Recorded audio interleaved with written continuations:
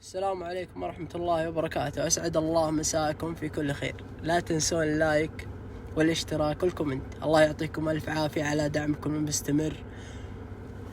واليوم قصتنا تتكلم عن نصب والاحتيال، ولكن نصب والاحتيال من نوع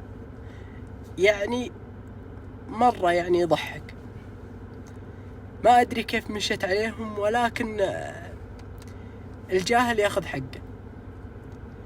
هذا في ناس ساكنين على طريق يودي إلى مكة، فاللهم صل على محمد. في ناس يمرونهم رايحين جايين، رايحين لمكة واللي يجون من مكة. المهم إن فيه مصري متجه إلى مكة. المصري هذا مرة تعبان، المصري هذا مرة تعبان، مرة مهلك من الطريق. فشاف البدو قال بس مالي إلا أروح لهم. فلما توجه لهم رحبوا فيه وهلا ويا ما رحبوا مسألة، تعرفوا ناس قلوبهم بيض.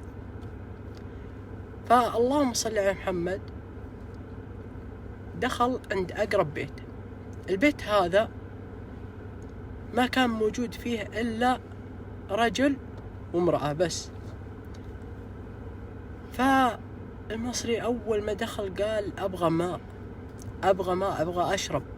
المهم قام الرجال وجاب له ماء وضيفه ويا ما رحبه ومسهله ومن هالكلام، وعشاه وكل شيء واكرمه. قال المصري يا أخي أنا بسألك، أنا كل ما طلبت حاجة أنت اللي تقوم وتجيبها، ما عندك عيال يخدمونك؟ هو جاء على الجرح. ما الله رزقهم في عيال لهم تقريبا 15 سنة أو 16 سنة ما أدري، لكن مع بعض ولا الله رزقهم في عيال. قال والله الرجال إحنا ما الله رزقنا في عيال، ونتعالج وندور بالأسباب، ولعل الله يرزقنا إن شاء الله. المصري جت على الكيف. الرجال المصري ما معه أكل يوديه المكة، ما معه شيء. الرجال رايح كذا على رجوله. قال المصري بس أنا أعالجكم بس عندي شرط. قال وش الشرط؟ قال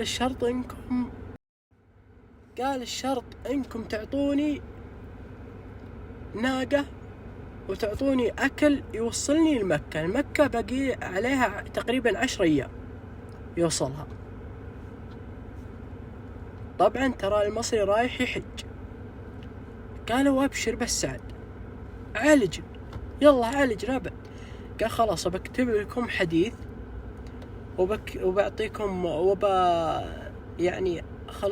خلط لكم بعض الأعشاب كذا، وانتم لازم تقرون الحديث كل الصباح وتشربون من الماء.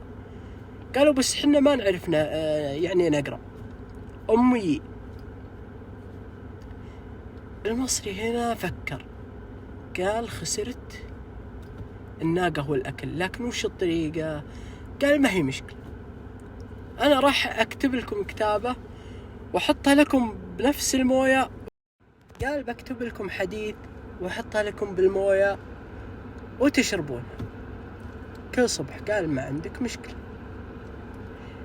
المصري قام كتب تحمليش ما تحمليش ماليش دعوة. الرجل استغلالي، ما عنده مشكلة، أهم شيء ياخذ الناقة والأكل، ما همه أبد.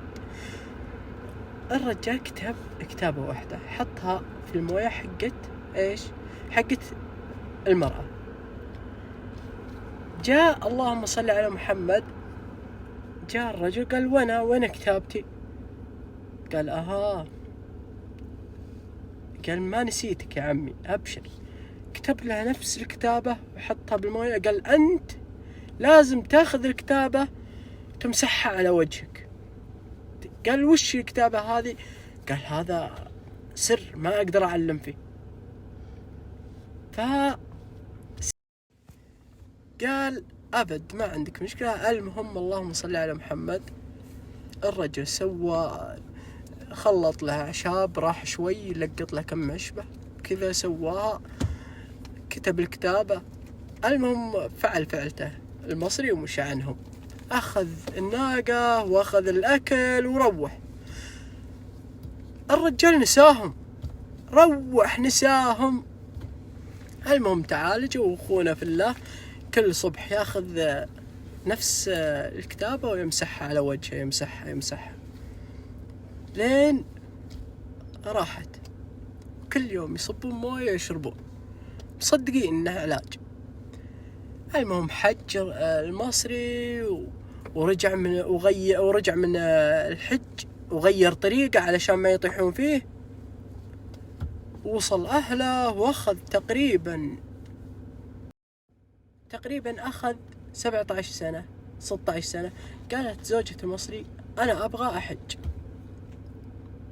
قال أبد ما عندك مشكلة. مشوا. هو المصري ناسي قصته كلها.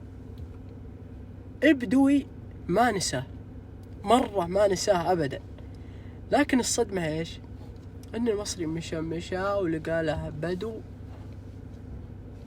وجاهم من بدو البدو يعني، ويضيفون ويرحبون فيه، وكل يومين 3 يروح البدو كذا على طريقه. المهم إنه لين وصل إلى بيت الرجل هذا اللي هو عالجه. فلما جاء البزران يرحبون والعيال، هو شافه وعرفه، عرف مشيته وعرف كل شيء الرجل هذا، وارسل عياله يرحبون فيه ويرحبون بالمصري ويحبون راسه. يعني ما شاء الله تبارك الرحمن. المصري تفاجأ، يعني وش هالكرم هذا اللي وصلت إلى حبة الراس. وجلسوه وقلطوه وسلم عليه، وشلونك طيب عساك بخير. هو المصري ما عرف حتى الرجل اللي هو عالجه. وعشوه وغدوه وكل شيء. بعد 3 أيام سألهم المصري، قال والله أنا واجهت ناس كثير، ولكن ما واجهت ناس مثلكم أو أطيب منكم. يعني وش السر؟ قال أنت ما عرفتنا؟ قال لا. قال أنت اللي عالجتنا، الله يجزاك خير ويرحم والديك. والله عقب علاجك ب2 حملت زوجتي، تذكرهم وهي قاعد يبكي المصري، يبكي لين انهار. يبكي المصري لين انهار. تجمعوا عليه، وش فيك. قال يا ناس أول شيء أبغاك تعطيني الأمان. قال أعطيك الأمان وأبغاك تسامحني. قال أسامحك. قال أنا والله العظيم جيتك منهك تعبان مرهق، وما أبغى أواصل الطريق إلى مكة، باقي 10 أيام على رجولي، فحبيت إني أنصب عليكم وأخذ ناقتكم وأخذ أكلكم وأمشي. والله ما كتبت إلا تحمليش ما تحمليش ماليش دعوة. الرجل انصدم، قال وش كتبت؟ قال كتبت كذا وكذا، تحمليش ما تحمليش ماليش دعوة. فعرف هنا أن رحمة الله انزلت عليه، ورحمهم الله ورزقهم في الذرية الصالحة. فسبحان الله إذا شفت جاهل لا تنصب عليه، يمكن يكشفك ويدعي عليك. يعني حاول قدر المستطاع، إذا ما تبغى تفيده لا تضره.